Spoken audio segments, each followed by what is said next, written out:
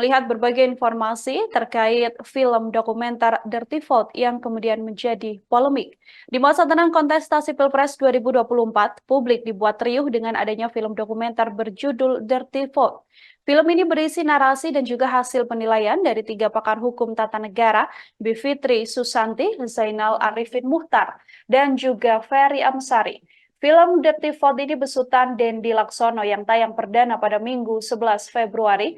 Dalam film tersebut, Bivitri, Zainal, dan Ferry Amsari berbicara mengenai kecurangan sistematis yang terjadi pada pemilu 2024.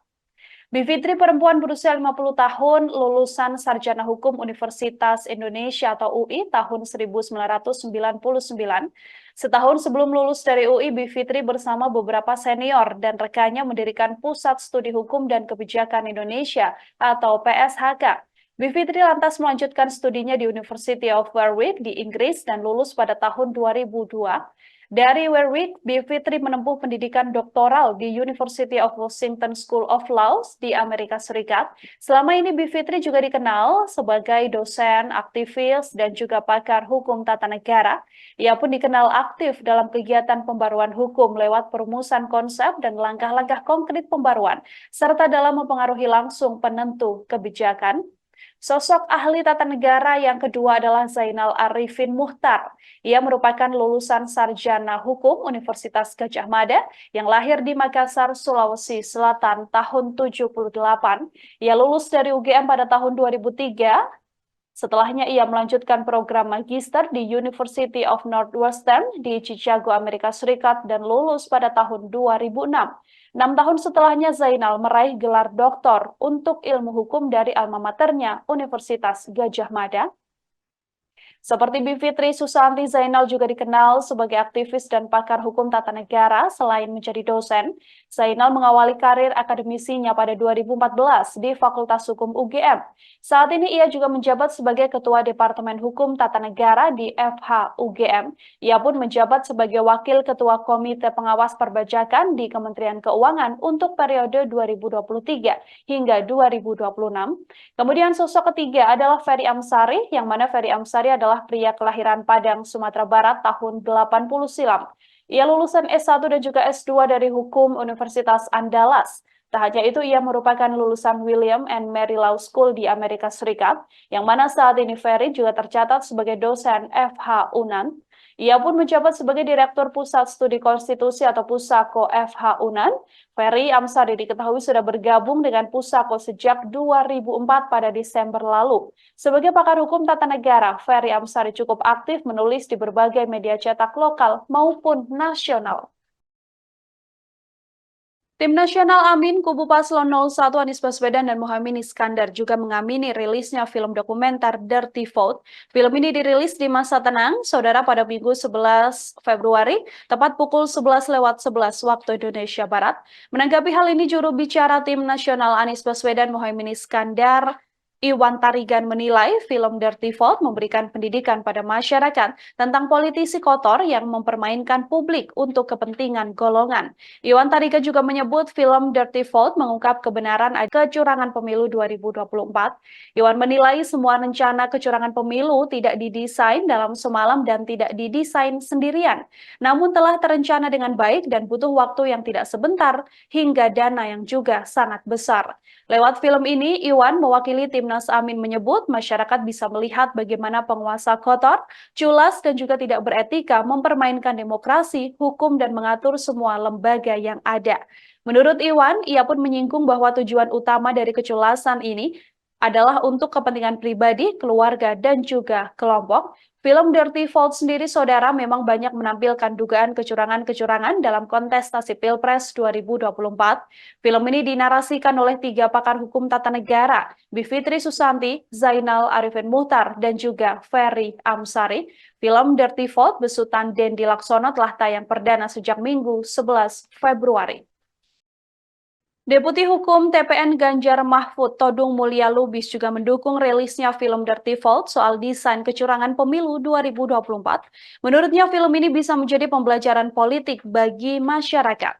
Todung juga meminta pada pihak-pihak yang memiliki pendapat bertentangan dengan film tersebut agar tidak baper, apalagi hingga membawa film ini ke jalur hukum. Pasalnya, pelaporan ke kepolisian menurut Todung justru membuat bangsa tidak sehat dan tidak memberikan didikan yang baik. Todung juga menyebut film Dirty Vote mengingatkan seluruh pihak adanya peluang pelanggaran pemilu yang masif terjadi di tanah air. Apalagi saat melihat laporan dugaan kecurangan pemilu yang ada di Bawaslu. Todung menjelaskan bahwa isu soal politisasi bansos hingga intimidasi yang ada dalam film Dirty Vote benar adanya. Film Dirty Vote memang banyak menampilkan dugaan kecurangan-kecurangan dalam kontestasi Pilpres 2024, yang mana film ini dinarasikan oleh 3 pakar hukum tata negara, Bivitri Susanti, Zainal Arifin Muhtar, dan juga Ferry Amsari. Kita membaca di media sosial dan mungkin juga media mainstream berita mengenai peluncuran film Dirty Vote. Ya. Film ini menarik. Saya baru saja selesai menyaksikan film Dirty Vote ini.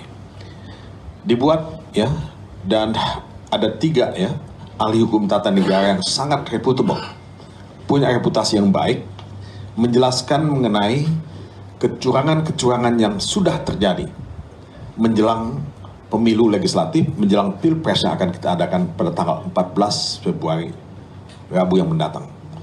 Jadi ini film yang bagus, ya. Kalau kita membaca dan ingin mengetahui magnitude pelanggaran, ya, pemilu yang sudah terjadi dan potensial akan terjadi, ya, pada tanggal 14 nanti.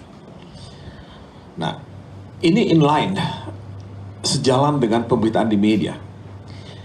Kalau kita bicara mengenai apa yang terjadi dengan kepala desa yang melakukan pengarahan dan intimidasi, film ini menjelaskan itu. Kalau kita concern dengan misalnya politisasi bansos, film ini juga menjelaskan mengenai itu. Kalau kita concern misalnya dengan bagaimana nanti penyebaran 20% suara misalnya, ini ada kaitannya juga dengan kebijakan misalnya membuat Papua menjadi 6 provinsi. Banyak hal-hal yang positif yang kita bisa lihat dalam film ini, walaupun Anda tentu boleh tidak setuju dengan film ini. Tapi menurut saya, film ini adalah pendidikan politik yang bagus. Pendidikan politik yang penting buat masyarakat, buat kita semua, untuk punya kemelekan ya, atau literacy politik, political literacy ya, dalam memahami dinamika politik di Indonesia. Nah, yang saya tidak mau adalah jangan baperan gitu. Banyak orang baperan kalau dikritik ya. Nah, baperan ini berbahaya, ya. Kalau Anda merasa tidak setuju dengan apa yang dibuat dalam film itu, bantah saja film itu dengan membuat film yang lain. Ya, kritik mesti dibalas dengan satu kritikan yang lain. Jadi jangan baperan dan jangan cepat-cepat membuat laporan ke pihak kepolisian. Karena menurut saya, kriminalisasi seperti ini akan membunuh kreativitas. Kriminalisasi seperti ini akan membunuh demokrasi itu sendiri. Kita ini bisa kuat karena kita punya demokrasi. Dan inilah yang menjadi taruhan kita ke depan sebagai bangsa dan negara. Mungkin itu. Kita membaca di media sosial dan mungkin juga media mainstream berita mengenai peluncuran film Dirty Vote. Ya. Senada dengan kedua paslon lain, Tim Kampanye Nasional atau TKN Prabowo Gibran juga sudah merespon soal film Dirty Vote. Hal ini disampaikan secara langsung oleh Wakil Ketua TKN Prabowo Gibran, Habibur Rahman. Habibur Rahman mengatakan bahwa film dokumenter Dirty Vote sebagian besar isinya adalah fitnah. Habibur Rahman mengatakan film tersebut berisi narasi kebencian dan tidak ilmiah. Ia pun mempertanyakan tokoh-tokoh yang ada dalam film dokumenter ini. Habibur Rahman menilai apa yang disampaikan dalam film tersebut tidak argumentatif dan juga tendensius. Dirinya meminta masyarakat kemudian tidak terprovokasi atas narasi dalam film ini. Habibur Rahman mengungkapkan ada setidaknya 3 hal yang ia soroti dalam film Dirty Vote. Yang pertama, soal penunjukan pejabat kepala daerah yang dikaitkan dengan suara dalam Pilpres yang menurutnya tidak ilmiah. Dirinya juga menyoroti pernyataan di film tersebut yang mengatakan banyak terjadi kecurangan dalam pemilu kali ini. Dirinya menilai ucapan ini tidak berdasar karena tidak disebutkan peristiwa kecurangannya terjadi di mana.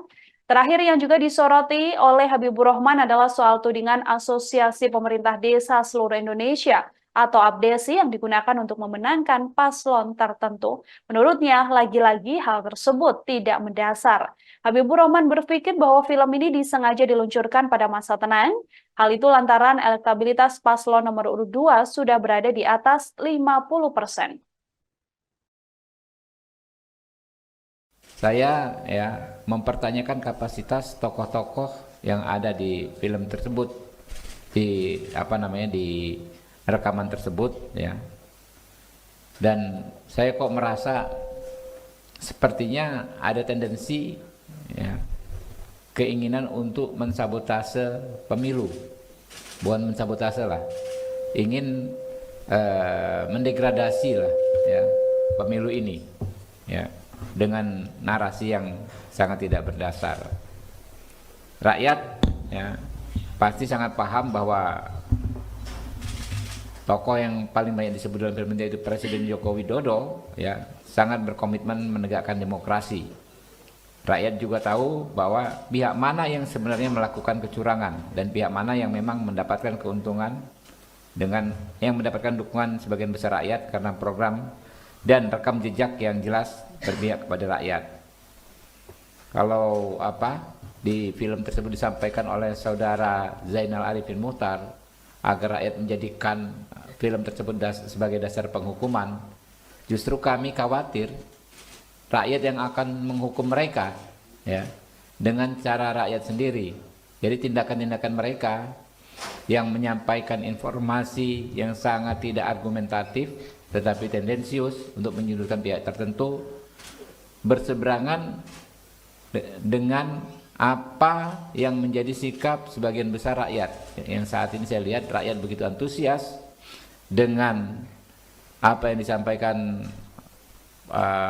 Pak Prabowo soal melanjutkan segala capaian pemerintahan yang ada sekarang ya.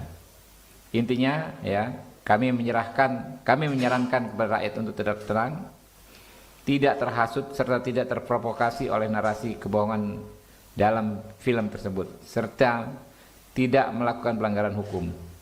Kita harus pastikan pemilu 2024 berlangsung damai, luber, dan jurdil. Pastikan rakyat untuk bisa menggunakan hak politiknya dengan sebaik-baiknya, karena itu akan menentukan masa depan kita semua ke depan. Nah, ada 3 hal ya teman-teman dalam film tersebut yang perlu kami soroti secara khusus. Yang pertama, pernyataan saudara Ferry Amsari soal penunjukan 20 pejabat kepala daerah di 20 provinsi dikaitkan dengan jumlah DPT 140 juta suara yang ekuivalen lebih dari setengah ya dari jumlah pemilih di seluruh Indonesia. Narasi ini sangat tidak ilmiah ya dan sangat tidak masuk akal. Susah sekali kita mencernanya. Bagaimana misalnya dia sebut Pak Jokowi menunjuk 20 juta PJ kepala daerah, jumlah penduduknya katanya lebih dari 50%, lalu dikaitkan dengan istilahnya orkestrasi pemenangan salah satu paslon dengan jumlah pemilih 50% lebih dan sebarannya memenuhi ketentuan pasal 6 Undang-Undang Dasar ya, yaitu 20% suara di setidaknya 50% provinsi. Bagaimana bisa seorang PJ kepala daerah memastikan seluruh pemilih di daerah yang dipimpinnya untuk memilih sesuai dengan yang dikehendaki oleh orang yang menunjuknya sebagai kepala daerah? Saya mempertanyakan kapasitas. Download Tribun X sekarang, menghadirkan lokal menjadi Indonesia.